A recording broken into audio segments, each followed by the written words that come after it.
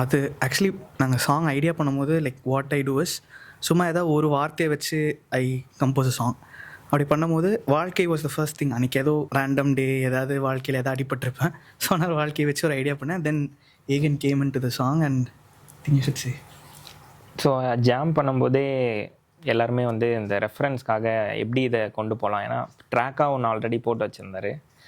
And எனக்கு அந்த music கேட்கும்போது ஜூன் போனால் ஜூலை காற்றே அந்த ஒரு வைப் வந்தது. சரி, அதில் வந்து அந்த மாதிரி சாங்ஸ் நம்ம ஏதாவது மைண்ட் ஃபோக்காக இருக்கும்போது போய் கேட்கலாம் அப்படின்னு இருக்கும். ஸோ நம்ம லிரிக்கலாகவும் அதே ஒரு மீட்டரை மெயின்டைன் பண்ணலாம் அப்படின்னு சொல்லி எழுதுனது.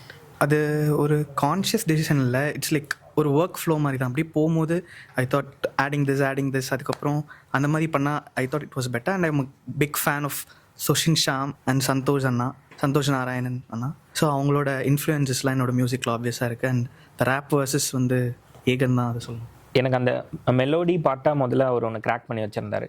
ஸோ அந்த மெலோடி கேட்ட உடனே வந்து சரி ஓகே, ஒரு நம்ம ரேப் டெலிவரி பண்ணும்போது கொஞ்சம் ஃபங்கியாக ஒன்று எழுதலாம். ஸோ டெலிவரியாகவும் அந்த மாதிரி பண்ணோன்னா அந்த கான்ட்ராஸ்ட் ஒரு டிஃப்ரெண்ட்டாக இருக்கும் அப்படின்னு ஃபீல் ஆச்சு. So that's the idea. So எனக்கு பர்சனலாக வந்து நான் எப்படி கேட்பேன், நான் டவுனாக இருந்தேன்னா இல்லைனா வந்து ஏதாவது ஒரு மோட்டிவேஷன் சாங் தான் என் மைண்டு போய் முதல்ல தேடும். ஸோ அப்படி கேட்கும்போது லைக் ஃபார் எக்ஸாம்பிள் இப்போ கென்ட்ரிக்கோட சில சாங்ஸ் எனக்கு பெக்யுலராக அந்த லைஃப் பெர்ஸ்பெக்டிவ் பற்றி பேசுகிறது எனக்கு ரொம்ப பிடிக்கும். ஸோ நம்ம சீனில் அந்த மாதிரி ஒரு ட்ராக் வந்து லைக் நானுமே எப்படி இருக்குன்னா ரேப்னால் வந்து ரொம்ப ரொம்ப செல்ஃபாக நான் ஒரு ஒரு கேங்ஸ்டா ஃப்ளோ வந்து எல்லாருமே இப்போ நம்ம பண்ணிட்டுருக்கோம். ஸோ அதுலேருந்து ஒரு டிஃப்ரெண்ட்டாக ஒரு பெர்ஸ்பெக்டிவ் எடுத்துகிட்டு வரணும் அப்படின்னு சொல்லி எனக்கு கான்ஷியஸ் ஹிப்ஹாப்னு சொல்லி ஒரு கான்செப்ட் ரொம்ப பிடிக்கும். ஸோ அது ஒரு ஃபிலாசபிக்கல் டேக்அவே இருக்கும் அந்த மாதிரி ஒரு ஹிப்ஹாப் ஜான்ரால். ஸோ அந்த மாதிரி ஒரு மீட்டர் கரெக்டாக டெல்ஃபியும் வந்து இந்த மாதிரி ஒரு பாட்டு பண்ணலாம் ப்ரோ லைஃப் பற்றி அப்படின்னோடனே ஓகே நம்ம அப்படி எழுதக்கூடாது அப்படின்னு அந்த ஐடியா அங்கே இருந்தான். ஸோ அந்த ஒரு ஜாலினஸ் எப்படி கிராக் பண்ணோன்னா நம்ம ஆல்ரெடி லைஃப் பற்றி பேச போகிறோம். ஸோ ஆல்ரெடி இப்போ என்னோடய லைஃபே நான் ஒரு எக்ஸாம்பிளாக எடுத்துக்கிட்டோன்னா ஒரு 2 நாள் நல்லா போயிட்டுருக்கோம், நெக்ஸ்ட் டேவே ஒரு பயங்கரமான மைண்ட் ஃபோக்கான ஒரு மேட்ரு ஒன்று நடக்கும், அப்படியே ஜோன் அவுட் ஆகிடுவோம். ஸோ அந்த ஒரு மீட்டரெல்லாம் வந்து நம்ம எப்படி ஓவர் கம் பண்ணுறோம். ஸோ எதாக இருந்தாலும் ஒரு சில். ஸோ என்னோடய பெர்ஸ்பெக்டிவ் என்னோட ஒரு மந்த்ரான்றது வந்து எல்லாமே ஒரு டெம்பரரி தான். ஸோ இருக்கிற வரைக்கும் எதுக்கு நம்ம வந்து போய் ஸ்ட்ரெஸ் பண்ணிருக்கணும். ஸோ ஒரு எல்லாமே ஒரு ஜாலியாக ஒரு சில்டாக ஹேண்டில் பண்ணலாம் அப்படின்ற ஒரு மீட்டர் தான் லிரிக்ஸ்லேயுமே நம்ம அந்த காமிக்கல் வே ஆஃப் ரைட்டிங் அந்த மாதிரி. ஸோ அதில் அந்த பாட்டில் வந்து ஒரு லைன் ஒன்று இருக்கும், வாழ்க்கை வாழ்வை நரைத்திடுமே. எதாக இருந்தாலுமே வந்து உனக்கு முடி இப்போ கருப்பாக இருக்குது, அது கொஞ்ச நாளில் வந்து உனக்கு வெளுத்து போயிடும். ஸோ லைஃபுமே அந்த மாதிரி தான். ஸோ அந்த டீகேயிங் ப்ராசஸில் தான் நம்ம போயிட்டுருக்கோம் நம்ம என்ன தான் சொன்னாலுமே. ஸோ அது ஒரு டெம்பரரி ஸ்டேட் தானே நம்ம இருக்கிறது. ஸோ அது இருக்கிற வரைக்கும் லைக் என்ன தான் ஒரு காம்ப்ளிகேஷன்ஸ் இருந்தாலும் சில்லாக ஹேண்டில் பண்ணிட்டு போ, அதான் என்னோடய விஸ்டம். ஸோ அதை வந்து எப்படி இன்னும் ஒரு ஃபன்னாக சொல்லலாம். ஒரு டார்க்கான தீம் தான். நம்ம ஹியூமன்ஸாக வந்து அந்த டெத்துன்ற மேட்ரை ரொம்ப போட்டு ஸ்ட்ரெஸ் ஆகிப்போம். ஓகே அவ்வளோதான், அதுக்குள்ளே எதனா பண்ணிடணும்னு ரொம்ப காம்ப்ளிகேட் பண்ணிட்டு போயிட்டுருப்போம். அதை ஜாலியாக எப்படி சொல்லலாம், சில்லாக எப்படி சொல்லலாம். ஸோ பீட்டுமே அந்த மாதிரி ஒரு நல்ல குரூப் அப்படியே ஸ்லோவாக அப்படியே ஒரு வண்டி ஓட்டிகிட்டு போகும்போது அப்படியே நல்லா ஜாலியாக கேட்டு போகிற மாதிரியான ஒரு பீட். ஸோ அதனால் அதை எழுதலாம், அந்த மாதிரி எழுதலாம் அப்படி. So actually I initially hate the idea, ஒரு பேசிக்காக ஒரு ஸ்ட்ரக்சர் மாதிரி இருந்தது. தென் சும்மா ரேண்டமாக லிரிக்ஸ் போட்டு சும்மா ரேண்டமாக வாழ்க்கைன்ற ஒரு வார்த்தையை கிராக் பண்ணி சும்மா அப்படியே பாடிட்டு இருந்தேன். தென் மை ஃப்ரெண்ட் இனியன் சொல்லிட்டு அவர் தான் இதை பாட்டை டிரெக்ட் பண்ணியிருக்காரு. So I want to a song so Saregama obviously.